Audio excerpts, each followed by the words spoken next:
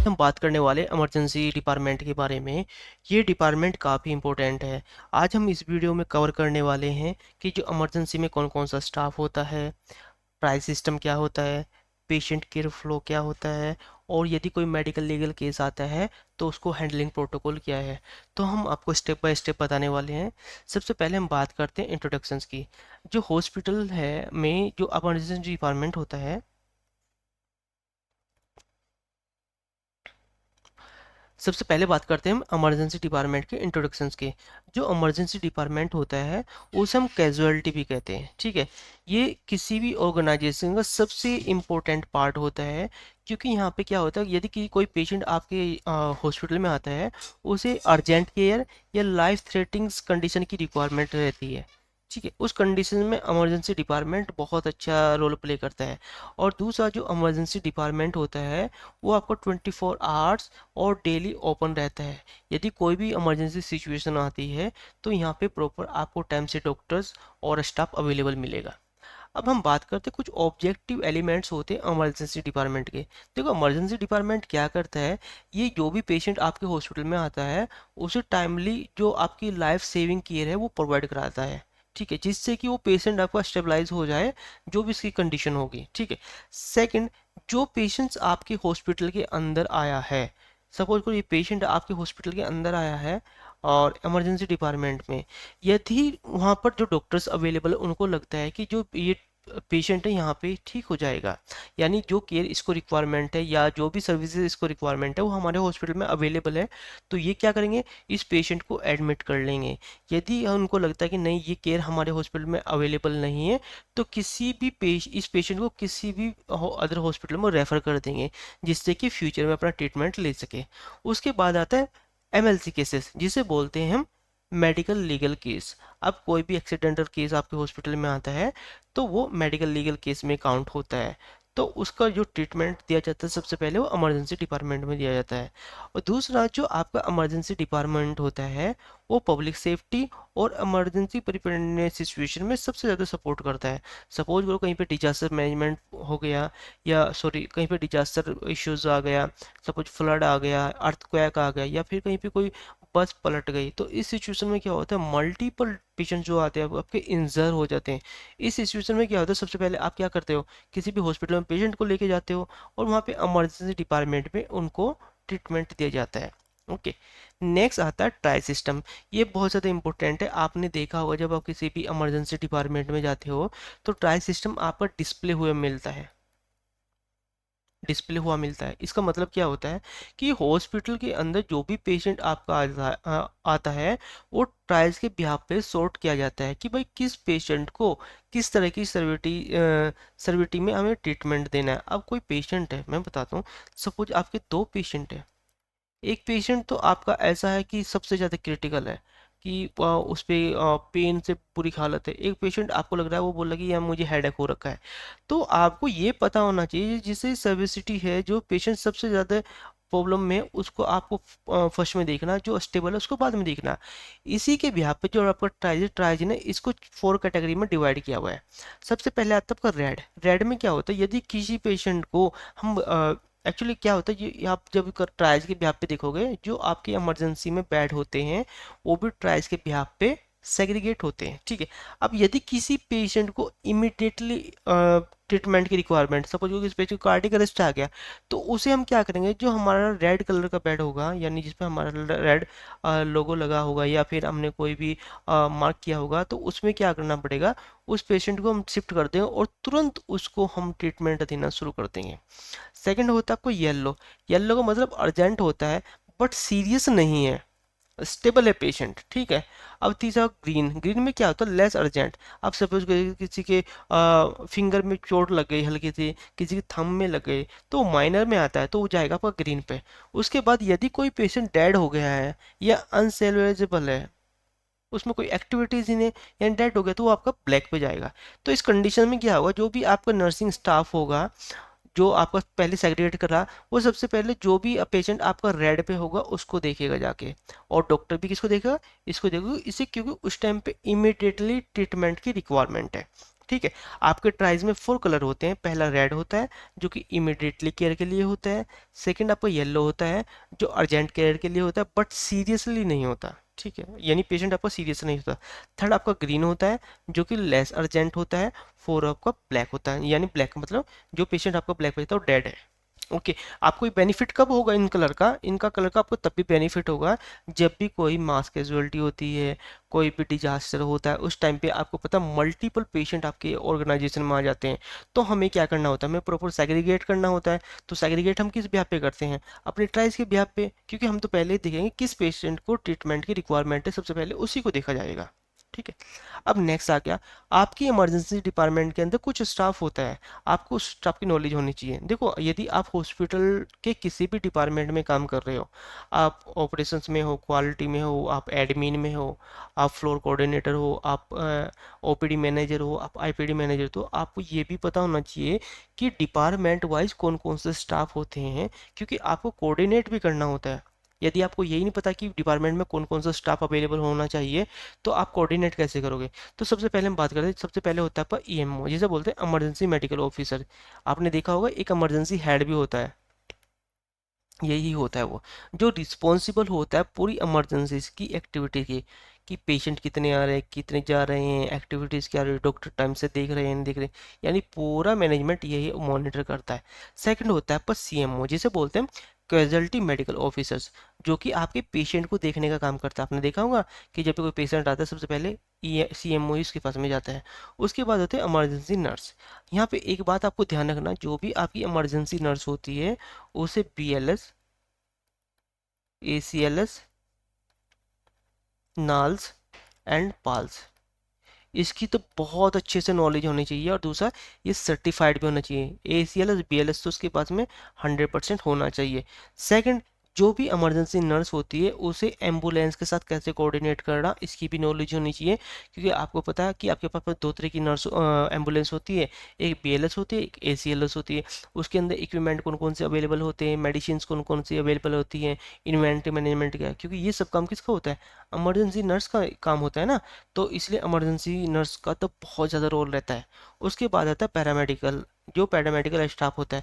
आपने देखा, यदि आपके इमरजेंसी में कोई पेशेंट आया, उसका इमरजेंसी में आपको एक्सरे कराना है, या उसका कोई आपको पैथोलॉजी टेस्ट कराना है, जैसे CBC कराना, HB कराना, या अदर कोई भी टेस्ट कराना, तो वहाँ पे क्या होता है, वहाँ पे एक पैरामेडिकल स्टाफ आपका अवेलेबल होता है जो सैंपल लेने का काम करता है और क्या करता है, अपनी लैब में फॉरवर्ड कर देता है। उसके बाद आता है सपोर्ट स्टाफ। सपोर्ट स्टाफ वो होता है जो कि सपोर्ट करता है, जैसे आपका रिसेप्शनिस्ट भी होता है, यहाँ पे आपका जो MOD भी होता है, आपने सुना होगा MOD, मैनेजर ऑन ड्यूटी। उसके बाद जो ऑपरेशन एग्जीक्यूटिव होता है, ऑपरेशन मैनेजर होता है, वैसे IPD मैनेजर होता है, OPD मैनेजर होता है। सबसे ज़्यादा वो इमरजेंसी से लिंक रहते हैं, यानी जो भी पेशेंट वहाँ पे आया है तो उसका करना। उसके बाद आते हैं आपके वार्ड बॉय। वार्ड बॉय का मतलब होता है, जैसे आपने GD के बारे में सुना होगा, GD हो गया, हाउसकीपिंग हो गया, ये स्टाफ, ये सभी स्टाफ कहाँ होती है आपके इमरजेंसी पे। कौन कौन से? सबसे पहले आता है आपका EMO, यानी इमरजेंसी मेडिकल ऑफिसर। सेकंड होता है कैजुअलिटी मेडिकल ऑफिसर। थर्ड होता है इमरजेंसी नर्स। फोर्थ होता है पैरामेडिकल या पैरामेडिकल स्टाफ। फिफ्थ होता है आपका सपोर्टर स्टाफ, जिसमें आपका रिसेप्शनिस्ट भी आ गए, OPD मैनेजर हो गया, IPD मैनेजर हो गया, फ्लोर कोऑर्डिनेटर हो गया, MOD हो गया, ठीक है। और उसके बाद में वार्ड में आपके हाउसकीपिंग और GD, ये आपके स्टाफ होते हैं। अब नेक्स्ट बात करते हैं कि इमरजेंसी में कुछ इक्विपमेंट भी होते हैं जिसकी आपको नॉलेज अच्छी होनी चाहिए। यदि आपको उनको नॉलेज नहीं है तो आप एक बार इनको रीड करें, इंटरनेट पे जाएं, इसके बारे में पढ़ें और अपने नोट्स भी बनाएं, क्योंकि जब तक आप नोट्स नहीं बनाओगे तो आप चीज़ों को कवर नहीं कर पाओगे। सबसे पहले आता है डिफिब्रिलेटर, ठीक है। सेकेंड आता है कार्डिक मॉनिटर। थर्ड आता है वेंटिलेटर। फोर आता है ऑक्सीजन सिलेंडर। नंबर 5 पे आता है इमरजेंसी क्रिस कार्ड। नंबर 6 पर sections machines. Number 7 ambu bag. और नंबर 8 IV फ्लूइड और इमरजेंसी मेडिसिन। देखो क्या होता है, ये जो चीज़ें होती है मोस्टली आपका एक क्रेस कार्ड होता है। क्रेस कार्ड में मोस्टली आपका होता क्या है, जो भी इमरजेंसी मेडिसिन होती हैं वो आपके क्रेस कार्ड में अवेलेबल होती हैं। आप क्रेस कार्ड और डिफिब्रिलेटर का यूज़ कहाँ पे करते हो? सपोज कोई पेशेंट आपके हॉस्पिटल में आया इमरजेंसी डिपार्टमेंट में, उसे कार्डिक अरेस्ट आ गया, तो आप आपका काम क्या हुआ, उसे टाइम पे इमरजेंसी मेडिसिन देना है ना, तो उसके लिए आप क्रेडिट कार्ड को लेके जाओगे अपने साथ में। और दूसरा, पेशेंट को रिकवरी नहीं हो रहा तो आपको क्या करना पड़ेगा, डीफेब से सोक देना पड़ेगा। पड़ेगा। तो आपको पर्टिकुलर इनकी भी नॉलेज होनी चाहिए। कौन कौन से इक्विपमेंट होते हैं आपको इमरजेंसी में? पहला डिफिब्रिलेटर होता है, सेकंड आपका कार्डिक मॉनिटर होता है, थर्ड आपका वेंटिलेटर होता है, फोर ऑक्सीजन सिलेंडर होता है, फाइव इमरजेंसी केस कार्ड होता है, सिक्स सेक्शन मशीन होता है, एट एम्बो बैग होता है, और नाइन आईवी फ्लूइड या इमरजेंसी मेडिसिन होती है। ओके। अब नेक्स्ट बात करते हैं हम किसके, कि आपका जो इमरजेंसी डिपार्टमेंट होता है उसमें किस तरह के पेशेंट आते हैं। आपको ये पता होना बहुत ज़रूरी है कि जो पेशेंट आपके हॉस्पिटल में आया वो किस तरह का पेशेंट है। देखो, ये मोस्टली सबसे पहले जो आपका पेशेंट आता है वो आता है ट्रॉमा का, आपने देखा भी वो ट्रॉमा। सेकंड आता है आपका कार्डिक का, थर्ड आता है आपका रिस्पिरेटरी का, फोर आता है आपका न्यूरोलॉजिकल का, फाइव का आता है आपका पॉइजनिक का, सिक्स आता है बर्न, और सेवन आता है ओबेसिटी। अब जो ट्रोमा में कौन से पेशेंट आते हैं, आपने देखा होगा मोस्टली आज की डेट में रोड एक्सीडेंट बहुत ज़्यादा होते हैं ना होते। तो इस यदि कहीं पे कोई रोड एक्सीडेंट हुआ है या कोई पेशेंट कहीं छत से गिर गया है या फिर उसको एक्सीडेंटल हो गया है, तो उसकी कंडीशन में क्या होगा, उसे ट्रॉमा में हम एडमिट करते हैं। यानी वो पेशेंट आपका ट्रॉमा कंडीशन में है, उसको इमरजेंसी में जब लाएंगे तो ट्रॉमा में काउंट होगा। ओके। उसके बाद में यदि कोई पेशेंट आपका, उसको हार्ट अटैक आ गया या कार्डिक अरेस्ट आया है, तो वो कहाँ पे कार्डिक कंडीशन में आया ना वो, तो इसमें काउंट होगा आपका कार्डिक कंडीशन में। भाई जो पेशेंट है वो कार्डिक है क्योंकि उसे हार्ट अटैक आया है, कार्डिक अरेस्ट हुआ है। ठीक है। उसके बाद रिस्पिरेटरी, इसमें क्या है, यदि किसी पेशेंट को अस्थमा हुआ है या उस पेशेंट को सीओपीडी का वो पेशेंट है या जो हो शॉकिंग हुआ है, तो इस कंडीशंस में क्या होता है, वो रिस्पिरेटरी में काउंट होता है। नेक्स्ट आता है न्यूरोलॉजिकल, यदि किसी पेशेंट को शॉक हुआ है, सीजर हुआ है, तो उस कंडीशन में उसे काउंट करते हैं हम किस में, न्यूरोलॉजिकल में। ठीक है। नेक्स्ट आता है आपका पॉइजनिंग, यदि किसी पेशेंट ने कोई ओवरडोजिंग कर ली हो, आपने देखा हो कभी कभी पेशेंट ना ओवर स्पिल कर लेता है, या स्लिप स्पिल होते हैं उनको खा लेता है, या फिर कोई अदर कोई केमिकल खा लेता है, तो उस सिचुएशन में क्या होता है, पॉइजन में काउंट होता है। तो को होता है आपका पॉइजन में। नेक्स्ट आता है बर्न, बर्न में कोई पेशेंट थर्मल से बर्न हो गया हो, केमिकल से हो गया हो, इलेक्ट्रिकल से हो गया। इलेक्ट्रिकल से बहुत ज़्यादा होता है, देखा कभी कभी अपने वायर टच कर लिए, आपने देखा भी सुना कि भाई इसको वो पेशेंट हमारा बर्न होके आया, कैसे भाई, उसको करंट लग गया था। ठीक है। उसके बाद ओबेस्टिक में इसमें क्या होता है, आपने देखा कभी कभी लेबर इमरजेंसी, अब कोई भी आपकी फीमेल है वो लेबर इमरजेंसी में आती है, या उसको ब्लीडिंग ज़्यादा हो गई है, अगर यदि वो प्रेग्नेंट है और उसको ब्लीडिंग ज़्यादा हो गई है, तो उस कंडीशन में भी वो क्या है, इमरजेंसी में आती है। तो किस कंडीशन में आती है, सबसे पहले trauma, second cardiac, third respiratory, four neurological, five poisoning, six burn, और सेवन ओबेस्टिक। तो ये इतनी कंडीशंस है जिसमें पेशेंट आपका हॉस्पिटल के अंदर आता है। ओके। नेक्स्ट आता है, अब दूसरा आपको ये पता होना चाहिए कि हॉस्पिटल के अंदर इमरजेंसी में पेशेंट को रिसीव कैसे किया जाता है, उसका फ्लो क्या है। आपको जब तक फ्लो प्रोसेस का नहीं पता होगा तो आप आइडेंटिफाई नहीं कर पाओगे कि एक्चुअली वर्क करने का प्रोसेस क्या है। अब सबसे पहले क्या होता है कि जो आपका पेशेंट आएगा हॉस्पिटल में, वो आएगा इमरजेंसी डिपार्टमेंट में। ठीक है। इमरजेंसी डिपार्टमेंट में आते ही वो सेग्रीगेट किया जाएगा ट्राइज के बिहाफ पे, मैंने अभी आपको बताया था। सेकंड, वो ट्राइज के बिहाफ पे किया जाएगा, भाई वो अर्जेंट तो नहीं है, मैंने फोर कलर बताए थे आपको, रेड बताया था, येलो बताया था, ग्रीन और ब्लैक। उसके बिहाफ पे हमने क्या किया, पेशेंट को हमने सेग्रीगेट कर लिया। उसके बाद हम क्या कराते हैं, उसके बाद कराते हैं हम रजिस्ट्रेशन। जैसे रजिस्ट्रेशन होता है तो पेशेंट आपका एडमिट होना है। ठीक है। उसके बाद होता है इनिशियल असेसमेंट। यहाँ पे जो आपका इनिशियल असेसमेंट है वो आपका डॉक्टर, पहले नर्स का होता है, उसके बाद डॉक्टर का होता है। ठीक है। और दूसरा इनिशियल असेसमेंट के बारे में मैं ऑलरेडी पूरी इन्फॉर्मेशन शेयर कर दे चुका हूँ, आप हमारी प्रीवियस वीडियो भी देख सकते हो। उसके बाद में जब आप इनिशियल असेसमेंट कर लेते हो, तो इनिशियल असेसमेंट में डॉक्टर इन्वेस्टिगेशन के लिए लिखता है कि भाई इस पेशेंट का एक्सरे होना है, यूएसजी होना है, या फिर लैब टेस्ट होने हैं। अब वो लैब टेस्ट जब हो जाते हैं तो उसके बाद क्या होता है, उसका ट्रीटमेंट होता है। ट्रीटमेंट करना होना शुरू हो जाता है इमरजेंसी में ही, और उसको ऑब्जर्वेशन किया जाता है। अब यहाँ पे तीन कंडीशन होती हैं।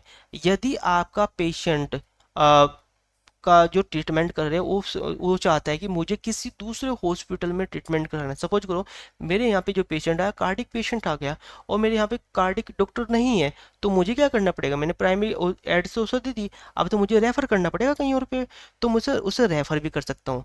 यदि मेरे पास में जो पेशेंट आया और वो कार्डिक का ही है और मेरे पास में कार्डिक यूनिट मेरे पास अवेलेबल है, तो उसका हम क्या करेंगे, उसका हम करेंगे एडमिशंस। और यदि कोई पेशेंट आपके हॉस्पिटल में आया, वो स्टेबल हो गया, ठीक है, सपोज करो वो एब्डोमेन पेन से आया और वो 2 घंटे रहा, 2 या 3 घंटे रहा, उसके बाद में उसका जो पेन था वो नॉर्मल हो गया, तो उस कंडीशन में उसको क्या किया जाएगा, डिस्चार्ज किया जाएगा। तो ये पूरा प्रोसेस होता है आपके कहाँ पर, इमरजेंसी डिपार्टमेंट में। सबसे पहले क्या होता है, कोई भी पेशेंट आपकी इमरजेंसी में आता है, सेकंड उसे हम ट्रायल्स के बिहाफ पे सेग्रीगेट करते हैं, तो सेग्रीगेट करने के बाद फिर उसका रजिस्ट्रेशन होता है जिसे हम एडमिशन रजिस्ट्रेशन बोलते हैं। उसके बाद में जब रजिस्ट्रेशन होता है उसके बाद में जो नर्सिंग स्टाफ होती है और डॉक्टर होते हैं वो इनिशियल असेसमेंट करते हैं पेशेंट का। उसके बाद में इनिशियल असेसमेंट होने के बाद में उसका इन्वेस्टिगेशन किया जाता है कि भाई उसका एक्सरे कराना है या लैब कराना है। उसके बाद में जब हम ये रिपोर्ट करा लेते हैं उसके बाद उसका ट्रीटमेंट शुरू होता है। ट्रीटमेंट करने के बाद में ऑब्जर्वेशन होता है। ऑब्जर्वेशन के बाद में हमें लगता है कि पेशेंट स्टेबल है या नहीं है, या जिस कंडीशन में पेशेंट आया, अभी मैंने बताया सपोज अगर मेरे पास में गायनोकोलॉजिस्ट नहीं है, कोई अब कोई पेशेंट है उसको ब्लीडिंग हो रही है और वो प्रेग्नेंट है, तो मुझे क्या करना पड़ेगा, उसे रेफ़र करना पड़ेगा कहीं और, तो मैं रेफ़र करूंगा। अगर मुझे लगता है मेरे पास में डॉक्टर अवेलेबल है तो मैं उसको एडमिशन करूंगा और उसे आईसीयू में शिफ्ट कर दूंगा। थर्ड, यदि मुझे लगा वो स्टेबल हो गई है, अब कोई प्रॉब्लम नहीं, तो मैं उसे डिस्चार्ज करके घर पे भेज दूंगा। तो ये था पूरा फ्लो चार्ट आपका इमरजेंसी का। अब बात करते हैं कुछ डॉक्यूमेंट की रिक्वायरमेंट होती है आपके इमरजेंसी डिपार्टमेंट में। सबसे पहले क्या होता है, सबसे पहले आपका रजिस्ट्रेशन फॉर्म तो हो गया। रजिस्ट्रेशन फॉर्म के साथ में एक होता है आपका एडमिशन कंसेंट फॉर्म। ओके, उस एडमिशन कंसेंट फॉर्म के बाद आता है आपका ट्रायल्स फॉर्म। ठीक है, ट्रायल्स फॉर्म, ट्रायल्स के बाद आता है आपका initial assessment form. Initial assessment के फॉर्म के बाद आता है आपका फिर क्या है, ट्रीटमेंट फॉर्म। ठीक है, ट्रीटमेंट सीट जो भी आपने की है, फिर उसके बाद आते हैं इन्वेस्टिगेशंस। उसके बाद यदि आपका पेशेंट मेडिकल लीगल केस है यानी एमएलसी केस है तो उसका रिकॉर्ड भी बनाना पड़ेगा, वो फॉर्म भी आपके पास अवेलेबल होता है। और दूसरा, आपके एमएलसी फाइल भी अवेलेबल होती है और तो एमएलसी रजिस्टर भी अवेलेबल होता है क्योंकि आप पीआई भेजते हो। उसके बाद में आपके पास रेफरल डिस्चार्ज समरी होती है। ओके, ये डॉक्यूमेंट आपके पास में अवेलेबल होते हैं। उसके बाद एक नीचे आता है एस्टीमेट कॉस्ट। यदि आपका पेशेंट हॉस्पिटल के अंदर एडमिट हो रहा है तो उसे इन्फॉर्म करना होता है कि भाई एक्चुअली जब आप इस हॉस्पिटल में एडमिट हो गए तो आपका कितना खर्च आएगा, यानी आपको कितना पेमेंट करना पड़ेगा। यदि वो आपका आईसीयू में एडमिट हो रहा तो क्या करना पड़ेगा, आईसीयू में डॉक्टर की फीस बतानी पड़ेगी, नर्स की बतानी पड़ेगी, मेडिकेशन के बताना पड़ेगा, उसके बाद में डेली बेड चार्जेस क्या है उसके बारे में बताने पड़ेगा, पूरी इन्फॉर्मेशन पेशेंट को शेयर करनी पड़ेगी। ठीक है, ये डॉक्यूमेंट होते हैं आपके कहाँ पे, आपके इमरजेंसी डिपार्टमेंट में। ओके, नेक्स्ट आता है लीगल एथिकल एस्पेक्ट। यदि आपका कोई पेशेंट ऐसा आ गया एमएलसी केस है, ठीक है, और आपने उसका ट्रीटमेंट शुरू करा, सबसे पहले आपको क्या करना, उसका कंसेंट फॉर्म लेना। देखो, ट्रीटमेंट शुरू करने से पहले कंसेंट फॉर्म जरूर लेना। और कंसेंट फॉर्म जब आप लेते हो तो उस पेशेंट की अटेंडिंग की प्रॉपर काउंसलिंग की जाती है। काउंसलिंग करने के बाद ही आप कंसेंट लेते हो। उस कंसेंट में तीनों चीज़ें आपको बताई जाती हैं। यदि उसका कोई प्रोसीजर होना है, उसका रिस्क भी बताएंगे, उसका बेनिफिट भी बताएंगे, उसका अल्टरनेटिव भी बताएंगे। उसमें फिर क्या होगा, जो डॉक्टर है डॉक्टर के सिग्नेचर होंगे, नाम होगा, उसका रजिस्ट्रेशन नंबर होगा, टाइम होगा, डेट होगा, सब चीज़ें मेंशन होंगी। और दूसरी साइड में जो पेशेंट है जिसको आपने इन्फॉर्मेशन सीखी उसकी भी डिटेल उसमें अवेलेबल रहेगी। ठीक है, अब दूसरा मेंटेन आपको कॉन्फिडेंटली रखना है। Next, handling MLCs. अब आपको ये देखना है कि जो पेशेंट है आपका एक्सीडेंटल है या पॉइजनिक है, ये आपको बहुत केयरफुली करना होता है। और दूसरा, यदि कोई भी एमएलसी केस आपकी इमरजेंसी में आता है तो नोट्स में आपको प्रॉपर उसकी कंडीशन के बारे में लिखना होता है रिटर्न में, और वो भी एलिजिबल यानी दूसरा बंदा उसको पढ़ सके। ठीक है, क्योंकि आप जब पीआई भेजोगे, पुलिस इंटीमेशंस, तो उसमें क्या होता है, उसमें भी वो चीज़ें मेंशन की जाती हैं। ठीक है, एक्यूरेट एंड टाइमली डॉक्यूमेंटेशंस। अब दूसरा, यदि कोई पेशेंट आपके हॉस्पिटल में आया तो भाई प्रॉपर उसका इनिशियल असेसमेंट टाइम ड्यूरेशन में। अब ये तो नहीं है कि पेशेंट आपने एडमिट कर लिया 2 घंटे के बाद 4 घंटे के बाद तो पेशेंट को इनिशियल असेसमेंट कर रहे हो, ऐसा नहीं होगा। आपको टाइम से करना पड़ेगा क्योंकि जब आप रजिस्ट्रेशन, जो भी आपका रजिस्ट्रेशन रजिस्टर होता है उसमें पूरी इन्फॉर्मेशन आपकी अवेलेबल रहती है। नेक्स्ट आता है इन्फेक्शन कंट्रोल इन इमरजेंसी। ये बहुत ज़रूरी है क्योंकि सबसे ज़्यादा जो इन्फेक्शंस होता है वो आपके इमरजेंसी डिपार्टमेंट में होता है। उसको कंट्रोल करने के लिए सबसे पहले हम क्या करते हैं, हम साइनेज लगाते हैं, डिस्प्ले करते हैं, जिससे कि हमारे स्टाफ को थोड़ी अवेयरनेस हो जाए। हम ट्रेनिंग प्रोवाइड कराते हैं। ठीक है, उसमें सबसे पहले आ गया हैंड हाइजीन प्रोटोकॉल। जो हैंड हाइजीन प्रोटोकॉल होता है वो हम जो WHO की गाइडलाइन होती है ना उसको फॉलो करते हैं कि भाई जिससे कि पेशेंट को इन्फेक्शन ना हो। सेकंड आता है आपका पीपी किट। पीपी किट में आपको ग्लव हो गया, मास्क हो गया, एप्रॉन हो गया, शूज कवर हो गया, आपके हेड का कैप हो गए, तो गूगल्स हो गए, ये सब चीज़ें आपकी पीपी किट में होती हैं, ठीक है। और आपको यहाँ पे दो चीज़ें आनी चाहिए, एक तो पीपी किट को हम यूज़ कैसे करते हैं, और पीपी किट को रिमूव कैसे करते हैं, और पीपी किट को डिस्कार्ड करने का प्रोटोकॉल क्या है, ये आपको अच्छी नॉलेज इसकी होनी चाहिए, ठीक है। और आपको नहीं पता है कि कैसे होती है, आप आपके पास में जो भी इन्फेक्शन कंट्रोल नर्स है उससे आप कांटेक्ट करो, या इमरजेंसी का जो इंचार्ज है उससे कांटेक्ट करो कि सर हमें बताओ पीपी किट हम कैसे यूज़ करते हैं और उसे रिमूव कैसे करते हैं। उसके बाद नेक्स्ट आता है बायोमेडिकल वेस्ट सेग्रीगेशन। यदि आपके ऑर्गेनाइजेशन के अंदर प्रॉपर बायोमेडिकल सेग्रीगेशन नहीं हो रहा है तो वहाँ पे इन्फेक्शन फैलने के चांसेस 100% है। तो वहाँ पे आपको प्रॉपर अपने स्टाफ को ट्रेनिंग देनी है और डेली एक्टिविटीज़ करानी है कि आप बायोमेडिकल सेग्रीगेशन कैसे कर सकते हैं। और आपको डेली राउंड भी लेना है, राउंड में आपको बायोमेडिकल वेस्ट मैनेजमेंट की एक ऑडिट होती है, वो ऑडिट रिपोर्ट भी बनानी है। इससे आपके हॉस्पिटल के अंदर जो भी बायोमेडिकल सेग्रीगेशन इश्यूज हो रहे हैं उसको आप मॉनिटर करके उसको सोल्व कर सकते हो, ठीक है। उसके बाद है स्टेलाइजेशन ऑफ इंस्ट्रूमेंट। आपके पास मल्टीपल इंस्ट्रूमेंट होते हैं, भाई उनकी डस्टिंग प्रॉपर हो रही है नहीं हो रही है, आप उनके स्टेलाइजेशन कर रहे हो नहीं कर रहे हो, आपको वो देखना बहुत जरूरी है। आप स्पिरिट यूज़ नहीं कर रहे हो, अगर आपको मेनली कोई भी आपको इक्विपमेंट आपका स्टेलाइज करना है तो आप उसको क्या करते हो, स्पिरिट से भी तो क्लीन कर सकते हो ना, तो उसकी भी आपको नॉलेज होनी चाहिए, ठीक है।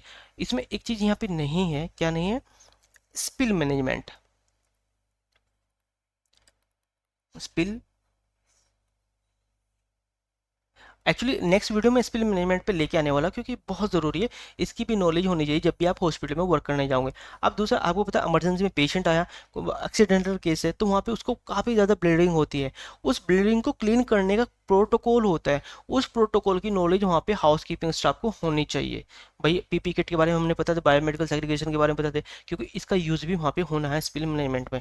मैं आने वाले टाइम में आपको तीनों बताऊंगा, बायोलॉजिकल स्पिल क्या होता है, केमिकल स्पिल क्या होता है, मर्क्यूरी का स्पिल क्या होता है, उसमें माइनर स्पिल क्या होता है, मेजर स्पिल क्या होता है, और उसमें हम कैसे प्रोटोकॉल कैसे फॉलो करते हैं उसके बारे में भी एक्सप्लेन करूंगा, ठीक है। अब नेक्स्ट चलते हैं स्पेशल कंडीशन कंसिडरेशंस। अब जो आपकी इमरजेंसी होती है वो 24/7 ओपन होती है, ठीक है। दूसरा जो आपकी इमरजेंसी होती है उसका जो कांटेक्ट होता है वो आपका एम्बुलेंस के साथ में होता है। यानी जो कोई पेशेंट अगर एम्बुलेंस के थ्रू आता है, सबसे पहले इमरजेंसी में आता है और इमरजेंसी से उसको भेजा जाता है, एम्बुलेंस के थ्रू आता है, तो इनका दोनों के साथ में अच्छी कनेक्टिविटी रहती है। दूसरा, इमरजेंसी में जो भी आपके साइनेज होते हैं वो प्रॉपर डिस्प्ले होने चाहिए। देखो सबसे पहले मैं बताऊँ, आपकी AHA की गाइडलाइन होती है जिसे बोलते हैं हेल्थ, अमेरिकन हेल्थ एसोसिएशन। अब यहाँ पे इसने क्या किया, इसने BLS और ACLS की गाइडलाइन दिए हुए हैं, तो ये आपके डिस्प्ले होनी चाहिए। दूसरा, आपके पास में जो भी निडल स्टिक इंजरी होती है, यानी पेशेंट को NSI ना हो, स्टाफ को NSI ना हो, तो ये भी आपको डिस्प्ले करनी होती है। थर्ड, मैंने ट्राइल्स के बारे में आपको बताया ऑलरेडी कि ट्राइल्स भी आपका डिस्प्ले होना चाहिए। फोर, ठीक है, फोर क्या है, फोर जो भी आपके मेडिकेशन एडमिनिस्ट्रेशन होता है ना, मेडिकेशन एडमिनिस्ट्रेशन, ये आपका डिस्प्ले होना चाहिए। उसके बाद में आपका जो IPSG गोल होते हैं, इंटरनेशनल पेशेंट सेफ्टी गोल, ये भी आपके पास डिस्प्ले होने चाहिए। फिर नेक्स्ट आता है आपका जो WHO की गाइडलाइन होती है वो भी आपके डिस्प्ले होनी चाहिए। ये सब चीज़ें कॉमन सी है। अभी मैं जो एक मास्टर वीडियो लेके आना उसमें मैं बताऊंगा कि हॉस्पिटल के अंदर पर डिपार्टमेंट में कौन कौन से साइनेज की रिक्वायरमेंट रहती है। जब आप NABH आपकी इंस्पेक्शन होगी उसमें भी आपकी हेल्प होने वाली है। नेक्स्ट है, यहाँ पे आपसे कुछ क्वेश्चन पूछे जाते हैं। सबसे पहले पूछा जाता है कि what is a tries in emergency. Tries is a process of sorting patient based on the urgency of their conditions. मैंने बताया था कि जो पेशेंट आपके हॉस्पिटल के अंदर आते हैं इमरजेंसी में, हम उन्हें सॉर्ट करते हैं उनकी अर्जेंसी के बिहार पे, भाई किसी सबसे पहले ट्रीटमेंट की रिक्वायरमेंट है। Okay, second, why is document is important. भाई डॉक्यूमेंट क्यों इंपॉर्टेंट है, भाई यदि कोई भी आपका MLC पेशेंट ही आ गया तो लीगल सेफ्टी के लिए भी तो जरूरी है ना, उस पेशेंट को कंटिन्यू केयर देने के लिए भी तो जरूरी है ना। अब दूसरा, उस पेशेंट का हम ट्रीटमेंट कर रहे हैं तो एक्यूरेट रिपोर्टिंग भी तो होनी चाहिए, भाई पहले कंडीशन क्या थी अब क्या, इसलिए जरूरी है आपके पास डॉक्यूमेंट होने चाहिए। नेक्स्ट होता what is a medical legal case. भाई मैंने ऑलरेडी बताया जो भी आपके एक्सीडेंटल केस आते हैं, असल्ट आते हैं, बर्न आते हैं, पॉइजनिंग आते हैं, ये सब आपके किस में आते हैं, ये मेडिकल लीगल केस में आते हैं। और यदि कोई भी मेडिकल लीगल केस आपके हॉस्पिटल में आता है तो उसकी पीआई जरूर जाती है, ठीक है। तो thank you for watching this video, we will meet you next video.